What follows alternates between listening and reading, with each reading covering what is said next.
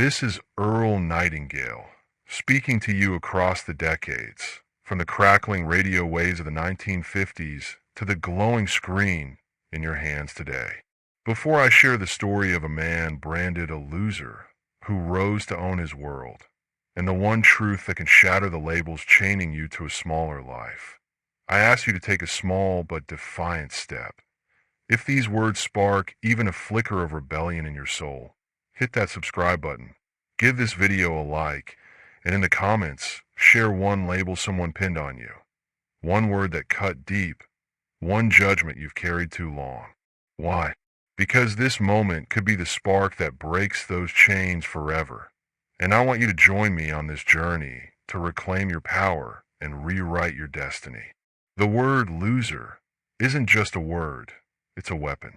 I heard it countless times growing up in the shadow of the Great Depression, when hope was scarce and judgment was plentiful.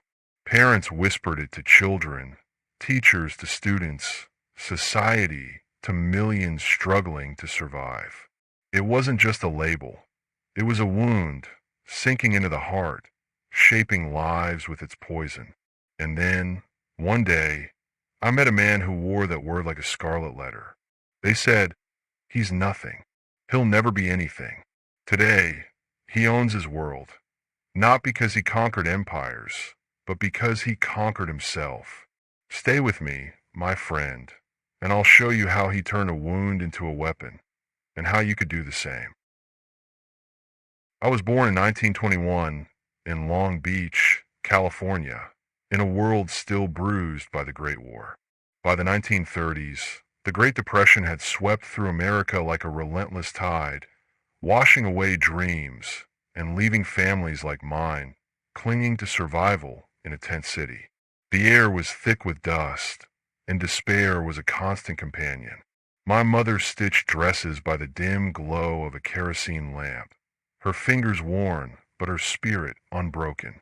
My father left when I was a boy, and I remember standing at a cracked window, watching men gather the factory gates, their shoulders slumped, their faces heavy with defeat. One day, I overheard a neighbor mutter, "That one's a loser." The word hit me like a stone, but it planted a question that would guide my life. What makes a loser, and what makes a winner? That question followed me into the United States Marines, where I stood on the deck of the USS Arizona during the attack on Pearl Harbor in 1941, witnessing a world torn apart by fire and chaos. I saw men crumble under fear and others rise with unshakable resolve, and I began to see that labels like loser weren't truths. They were choices, stories we accept or reject. After the war, I found my calling behind a microphone in Chicago, broadcasting to a nation hungry for hope. As a radio host, I studied those who defied the odds, not the privileged or the prodigies, but ordinary souls who built extraordinary lives. The shopkeeper who turned a cart into a thriving business despite being called a fool. The teacher who inspired a generation with no resources, but her will, though they mocked her dreams. The dreamer who turned a vision into a legacy, even when the world called him a failure. In 1956, I poured this wisdom into a record called The Strangest Secret, a message that sold over 1 million copies and touched lives across the globe. But the heart of that message wasn't just about success. It was about breaking free from the labels that bind us, about rejecting the word loser and claiming your own truth. The man I met, the one they called a loser, proved it. His story, and others like it, revealed a truth that can set anyone free, a truth I'm sharing with you now. Here's the truth society buries. Labels are given, but worth is created. The person called a loser today can own their world tomorrow, not because the world bows to them, but because they rewrite their own story. It's not about the names others call you. Loser, failure, nobody. It's about the meaning you give yourself. The world will pin you with judgments, cast you in shadows, tell you who you're not. But those are just words, echoes of someone else's fear, someone else's smallness. The real power lies in one simple, unshakable idea. You are not what others say you are. You are what you choose to become. That choice, to reject the label, to claim your own truth, is the spark that changes everything. It's the moment you stop letting the world define you and start defining yourself. The man they called a loser didn't win because he was smarter, luckier, or born to greatness. He won because he decided to own his life, to think beyond the judgment, to act despite the doubts, to build his world on his terms. That decision, to choose your own voice over the noise of the crowd, is the key to owning your world, not the world of wealth or fame, but the world of your own making, shaped by your vision, your courage, your purpose.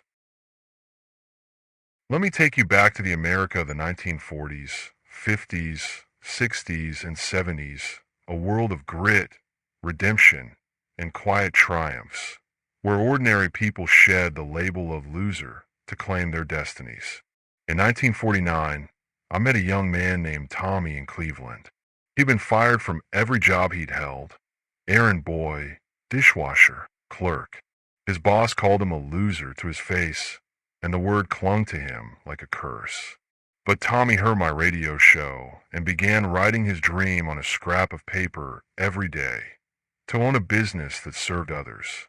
For 5 years, he thought like an entrepreneur, saved every penny, and learned from every setback. By 1954, he'd founded a delivery company that employed hundreds, feeding families across the city. Tommy didn't change the stars. He changed his story. In 1962, a night watchman named Samuel in Chicago was the target of every joke. His co-workers called him a nobody, a man destined to fade into obscurity.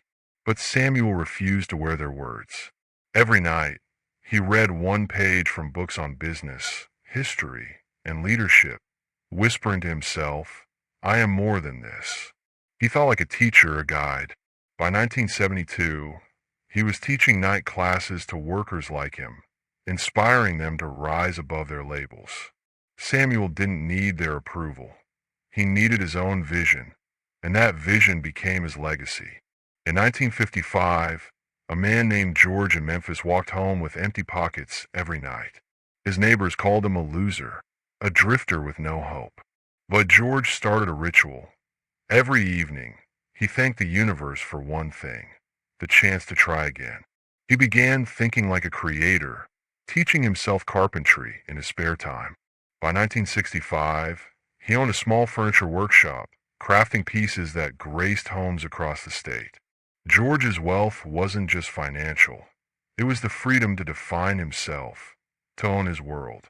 In 1973, a waitress named Clara in Atlanta was laughed at for dreaming of more. Her family called her a fool, a loser with big ideas and no prospects. But Clara began writing down her goal every morning: to open a bakery that brought joy. She spent her breaks studying recipes and her nights saving tips, thinking like an entrepreneur. By 1979, her bakery was a community cornerstone, employing others who'd been labeled like her. Clara didn't silence her critics. She outgrew them, building a world of her own. In 1967, a factory worker named Ruth in Detroit was told she'd never rise above her station. Her co-workers called her a dreamer, a polite word for loser. But Ruth started thinking like an inventor, sketching ideas for better tools during her breaks. She refused to accept their limits, telling herself, "I create solutions." By 1974, she'd patented a small device that improved factory efficiency, launching a business that changed her life. Ruth's victory wasn't luck. It was a choice to think beyond the label. In 1980, a janitor named Paul in rural Ohio was mocked for his ambition. They called him a loser who'd never leave the broom behind. But Paul began visualizing himself as a leader, reading leadership books by flashlight after his shifts. He felt like a mentor, a guide. By 1986, he ran a community center, mentoring young people and giving them hope. Paul didn't change his job first. He changed his mind, and that changed his world. In 1976, a single mother named Margaret in Oregon was called a failure by her own family. She worked as a seamstress, barely scraping by, her dreams dismissed as foolish. But Margaret started telling herself, I am a creator. She designed unique clothes in her spare time, thinking like an artist, a visionary. By 1983, her designs were sold in boutiques across the state, giving her financial freedom and pride. Margaret didn't wait for validation. She claimed her own worth, owning her world one stitch at a time. And in 1964, a young man named Henry in Philadelphia, a high school dropout, was called a lost cause by his teachers. But Henry heard the strangest secret and began thinking like a builder. He wrote down his goal, to start a construction business, and spent his evenings learning the trade. By 1970, his small firm built homes for dozens of families, proving his teachers wrong. Henry didn't need their belief. He needed his own. These are real people, not legends. They didn't start with talent, privilege, or luck. They started by rejecting the label of loser and choosing their own truth. Here's the painful truth. Labels stick because we let them. The world is quick to brand you. Loser, failure, nobody. And those words sink deep like roots in fertile soil. They shape your thoughts, your actions, your life. Most people carry these labels like chains, believing they're truths instead of opinions. They let the voices of others, parents, teachers, neighbors, strangers, define their worth, their potential, their future. And so they stay small, not because they lack ability, but because they lack defiance.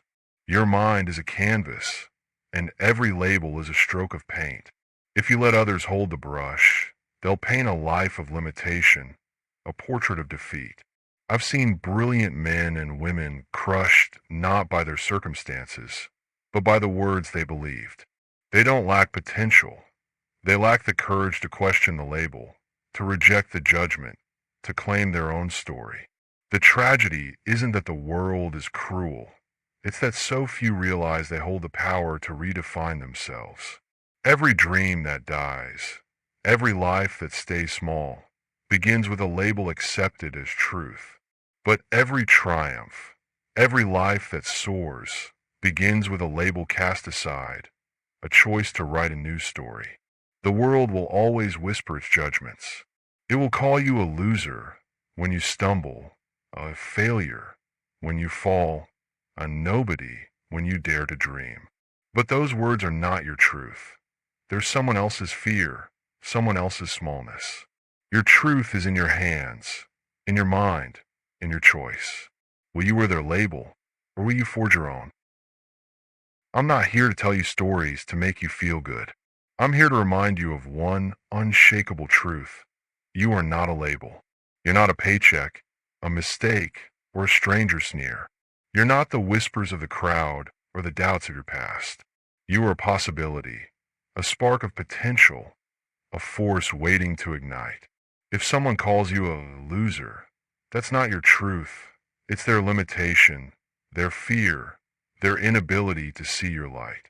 Your job isn't to prove them wrong. It's to prove yourself right. This is your challenge. For the next 30 days, reject the labels. Every morning, look in the mirror and say, I am not what they call me. I am what I choose to be. Write down who you want to become. A creator who builds, a leader who inspires, a dreamer who dares. Think like that person. Act like that person for 1 hour each day. Take one step, however small, toward that vision. Read a page, write a plan, help someone, create something. The world will keep whispering loser, but you don't have to listen. You can choose the voice of courage, purpose, and power. Whose voice will you let define you? This isn't about silencing the critics. It's about outgrowing them. It's about building a world so vibrant, so true, that their words fade into noise. You're not here to fit their story. You're here to write your own. Start today. Choose today. Become today. Tomorrow, when you wake, the world may still whisper its labels. The doubts may linger, the judgments may echo, the shadows may fall. But you're different now. You know that you're not bound by what others call you. You're freed by what you call yourself. One morning, you'll look in a mirror and say, I no longer believe your definitions. And in that moment, you'll begin to own your world. Not a world of wealth or fame, but a world of your own making, built on your terms, your vision, your truth. You don't need permission to rise. You don't need the world's applause to shine. You need only the courage to choose your own label. Creator, dreamer, builder, force. Your life is a story, and you hold the pen. Write it boldly. Write it fiercely. Write it now. The man called a loser didn't win because the world changed its mind. He won because he changed his own. You can too. This is your moment to stop waiting, to stop shrinking, to stop believing the lies of others. You are not a label. You are a legacy in the making. Every thought you choose is a brick in your foundation. Every action you take is a step toward your truth. Every day you rise is a declaration of your power. Own your world. Not tomorrow, not next year, but today. The man they called a loser now owns his world because he dared to be himself. Dared be you. This is Earl Nightingale, signing off, but not before I leave you with a mission that could change everything. If this truth about breaking free from labels has awakened something in you, a spark of defiance, a glimpse of your true potential, don't let it fade into the noise of the world. Share this video with one person who's been called a loser, someone ready to rewrite their story and claim their power. Hit that like button to spread this truth to others searching for it. Subscribe so we can walk this path together day by day as you build a world of your own. And in the comments below, tell me, what's the one label you're ready to cast aside, and who will you choose to become? Your words could light a fire for someone else, maybe even for yourself. This is your moment, my friend. Choose it, live it, become it.